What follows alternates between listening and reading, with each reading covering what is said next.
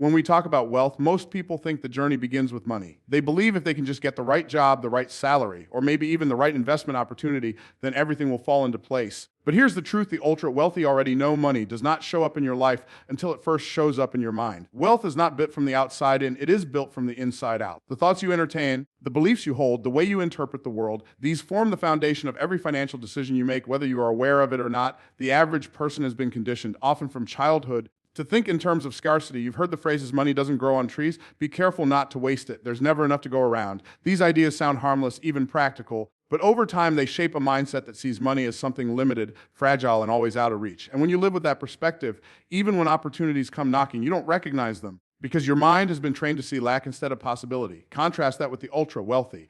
They were not necessarily born with more talent, more intelligence, or even more resources. What they possess is a radically different frame of mind. Where others see barriers, they see leverage. Where others say, I can't afford it, they ask, how can I create the value to afford it? They never stop at the surface level. They understand that money flows toward creativity, solutions, and vision. In other words, they see wealth not as a fixed pie, but as an infinite field of opportunity waiting to be cultivated. Think of it this way: two people can stand in front of the same challenge. One sees a dead end, the other sees an opening. The difference isn't the problem, it's the paradigm. And paradigms are nothing more than mental operating systems. If your operating system is outdated, you will continue to get the same limited results no matter how hard you try. The ultra-wealthy upgrade their mental software regularly. They feed their minds with ideas that expand possibility rather than contract it. They train themselves to think beyond survival and into multiplication. Philosophically, this comes down to a simple but profound truth: you don't get what you want in life, you get what you believe you deserve and what you're prepared to handle. If deep down you believe money is dangerous, or that wealth corrupts, or that prosperity is for other people but not for you, your subconscious will sabotage every attempt you make to create abundance. On the other hand, when you see money as a tool for growth, as an amplifier of purpose, as a servant rather than a master, you begin to attract opportunities that match that belief system. This is why self-image is everything. The ultra-wealthy guard their mental environment as carefully as their financial one. They don't allow themselves to be defined by circumstances. They define circumstances through vision. And vision is not daydreaming, it is disciplined imagination. It is the ability to see what does not yet exist, to believe in its possibility, and to act as if it were already inevitable. That is how skyscrapers are built. That is how businesses are launched. That is how wealth is created, first in thought, then in form. The danger for most people is that they wait until external evidence validates their dreams. They say, once I get the raise, then I'll think bigger. Once I have capital, then I'll start the business. But the ultra-wealthy flip the order. They expand their thinking first, which then attracts the resources, the people, and the opportunities that match that expanded state. Their bank accounts are simply mirrors of their belief systems. Now, this doesn't mean mindset replaces discipline, strategy, or execution, but it does mean mindset is the soil in which all those other elements grow. Plant the seed of strategy in the soil of scarcity, and it withers. Plant the same seed in the soil of abundance, and it flourishes. The ultra-wealthy understand this principle at the deepest level, which is why they invest as much in their inner growth as in their outer ventures. So if you want to change your financial reality, you must first change the conversation happening inside your head. You must replace the language of lack with the language of leverage. You must train yourself to see possibility where others see limitation. And you must learn to believe not in fantasy, but in your God-given capacity to create, to solve, to serve, and to prosper. The starting point of wealth then is not dollars, it's decisions. Not external evidence, but internal certainty.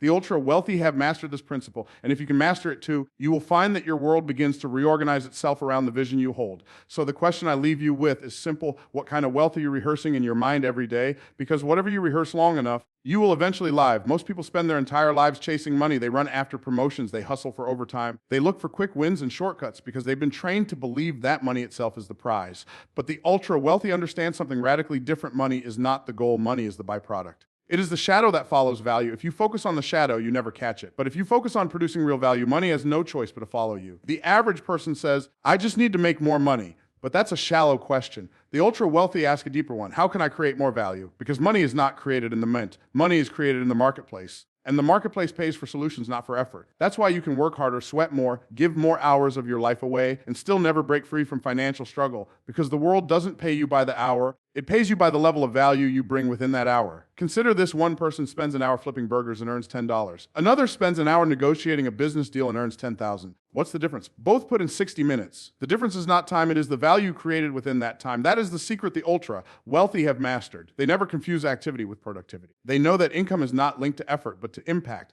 But what exactly is value? At its core, value is solving a problem that matters to someone else.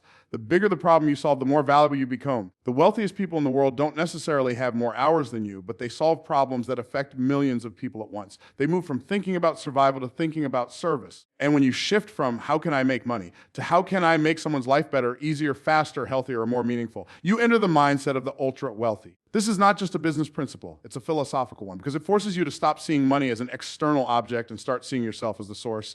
If you believe money comes only from jobs or salaries, you limit yourself to whatever someone else decides you are worth. But when you believe value is created through your creativity, your ideas, your solutions, and your willingness to serve, you realize you are not at the mercy of the system, you are the system. You become the producer, not the consumer. This is why the ultra wealthy are not obsessed with money. They are obsessed with mastery, with solving bigger problems, with creating leverage. Money simply shows up as a natural consequence. That's why many wealthy individuals can lose everything and rebuild it again, because their wealth was never just in the bank account. It was in their mindset, their skills, their ability to produce value on demand. Think about your own life for a moment. What problem do you solve, and for whom? Are you solving a problem so small that the world sees you as replaceable, or are you solving a problem so significant that people cannot afford to ignore you? The size of your income is almost always a reflection of the size of the problem you're trusted to solve. And here's the deeper truth. People will pay almost anything to have their problem solved. They will pay for convenience, for speed, for clarity, for relief from pain, for the achievement of dreams. If you can become the person who consistently delivers that kind of value, your financial life will transform. Because in the end, money flows to value like water flows downhill. It cannot be stopped. But most people miss this because they are trained to think in terms of hours and wages, not in terms of problems and solutions. They ask, what's the minimum I can do to get paid? Instead of, what's the maximum value I can create that'll make me indispensable? That single shift in thinking separates those who struggle their entire lives from those who prosper beyond measure. So the ultra-wealthy focus relentlessly on increasing their capacity to create value. They invest in learning and building skills and developing networks because they know every new skill multiplies their ability to solve bigger problems. And bigger problems lead to bigger paydays. It's not magic, it's mathematics. If you want to rise financially, stop asking how much money you can earn, start asking how much value you can create. The money is not the cause, it's the effect. It is applause you receive after delivering the performance. And here's the beautiful part. When you focus on value, you not only attract wealth, but you also earn respect, influence, and impact. Money becomes one measure of your contribution, but the true wealth is in knowing you've become a person who makes life better for others. So the challenge I leave you with is this: are you chasing the shadow, or are you creating the substance? Because the ultra-wealthy know that when you become the source of value, the shadow of money will never stop following you. If there is one principle that separates the ultra-wealthy from those who struggle financially, it is this: the wealthy think in terms of multiplication, while the average person is stuck in addition. Most people live on what I call a linear income treadmill. You put in an hour, you get paid for an hour. You stop working, the money stops flowing. It's a fragile model because it ties your income to your effort instead of tying your income to systems, assets, or people that can continue to produce long after you've stepped away. The ultra-wealthy escape this trap by building multiplication machines. They understand that time is a limited resource, but leverage is infinite. So rather than asking, how can I make more per hour? They ask, how can I design something that works while I'm not there? It could be a business, it could be an investment, it could be intellectual property, it could be a network that keeps creating opportunities, but the key is multiplication. They don't want to add little by little, they want to compound and expand exponentially. Let's put it simply, if you mow lawns for a living, you can only mow so many lawns in a day, that's addition. But if you own a landscaping company and build a team, suddenly dozens of lawns can be serviced at once. That's multiplication. Or consider a consultant who charges by the hour, that's addition. Compare that to the same consultant who creates a training program that thousands of people can buy without requiring his time over and over. That's multiplication. The difference is not just business structure, it is mindset, and here's where the philosophical depth comes in. Multiplication is not just about money, it is about stewardship. If you believe wealth is only about meeting your needs, you will always operate at the level of addition. You will only think, how much do I need this month?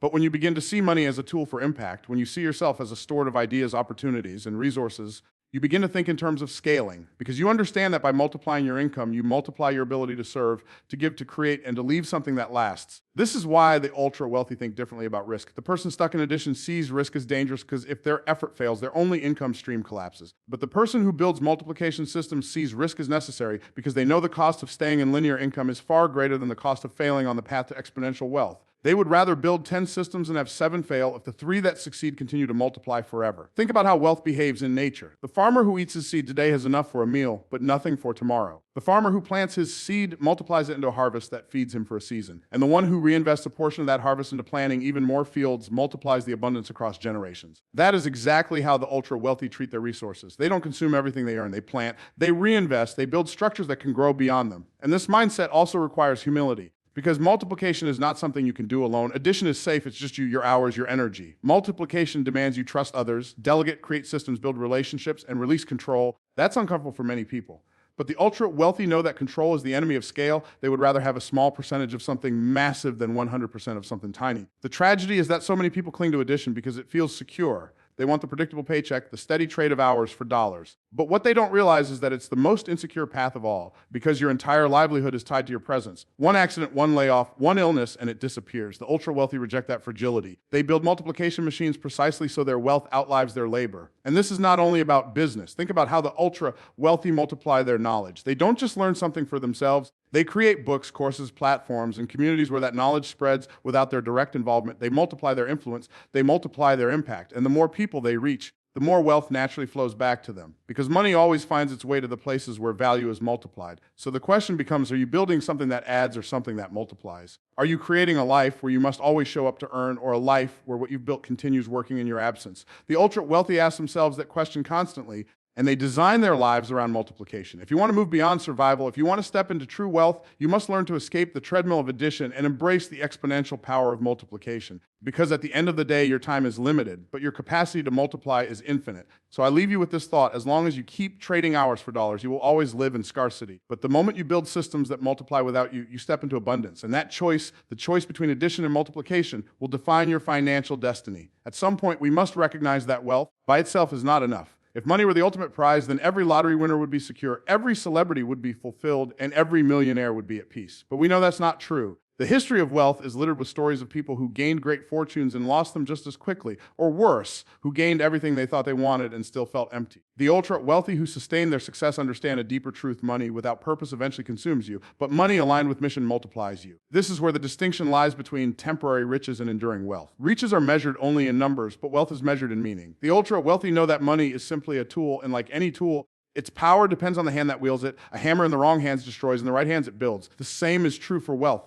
When money is directed by greed or fear, it creates chaos. When money is directed by vision and purpose, it builds legacies. And here is the critical insight: purpose is what gives wealth its direction. Without it, money amplifies confusion. With it, money amplifies clarity. That's why the ultra-wealthy spend as much time defining their mission as they do building their enterprises. They don't just ask, how much can I earn? They ask, why am I earning? Who am I serving? What am I building that will outlast me? These questions elevate wealth from a shallow pursuit into a meaningful calling. Think about the difference in outcomes. A person chasing money for its own sake often becomes trapped in cycles of stress, fear of loss, or endless striving. But a person chasing impact, contribution, and purpose experiences wealth as fuel for their vision. One is enslaved by money, the other commands it. And that difference is everything. Psychologically, this alignment with purpose creates stability. When your wealth is tied only to numbers, fluctuations in the market can shake your identity. But when your wealth is tied to purpose, you remain grounded regardless of circumstances. You may lose money temporarily, but you never lose meaning, and that meaning allows you to rebuild. This is why so many of the ultra-wealthy who face setbacks rise again. They're not just pursuing money, they're pursuing mission. And money always finds its way back to those who refuse to abandon their purpose. Philosophically, purpose also resolves the tension between selfishness and service. If wealth is only for you, it eventually collapses inward.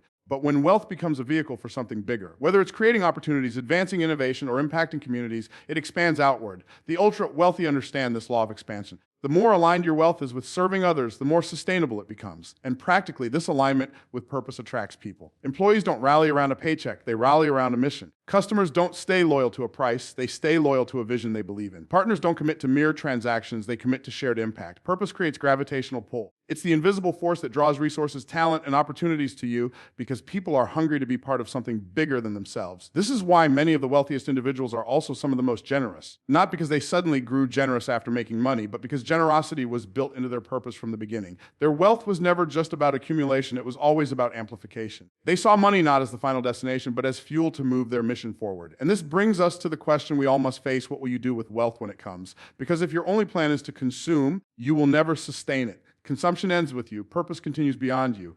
The ultra-wealthy think generationally. They don't just want to make a living, they want to make a legacy. They don't just want to leave money behind. They want to leave meaning behind. That's what makes their wealth enduring. So the real challenge is not just to learn how to make money, but to decide why you are making it. What is the mission behind your ambition? What is the vision behind your drive? When you align your pursuit of wealth with a higher purpose, you transform money from something you chase into something that chases you, because purpose magnetizes prosperity.